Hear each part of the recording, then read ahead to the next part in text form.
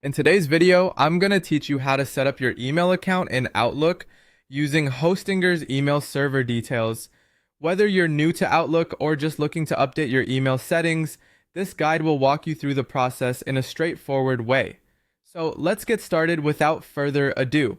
First, you'll need to open your Outlook application. If it's your first time setting up Outlook, you might be prompted to create a new email account almost automatically. But if you've used Outlook before, you can easily add a new account. For those familiar with the interface, head to the File tab located in the upper left corner of the window, then click on Add Account. This is where things get rolling. Now you're going to be using Hostinger's email server details, so make sure you have those ready. Outlook will ask if you'd like to proceed with a manual setup or additional server types. Opt for manual setup or additional server types and click Next.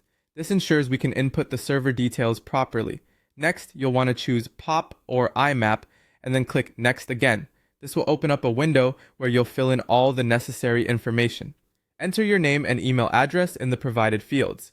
Now comes the critical part, setting the server information. For the account type, select IMAP. The incoming mail server in this case should be Hostinger's IMAP server.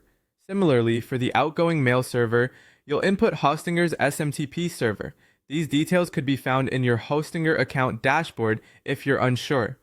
Remember, entering the correct server details is key to ensuring your email will work smoothly. Moving on to login information, enter your full email address as the username and then type in your password. It's important to ensure your password is entered correctly to avoid any connection issues later on. After entering all these details, it's time to click on More Settings and go to the Outgoing Server tab.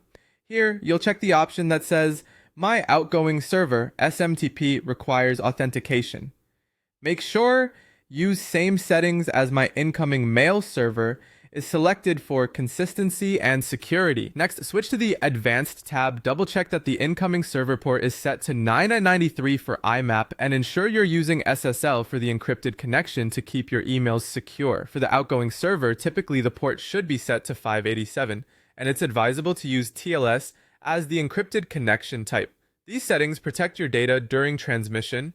With everything entered, click OK to close the settings window, then Next again. Outlook will now test the account settings to verify everything's been entered correctly.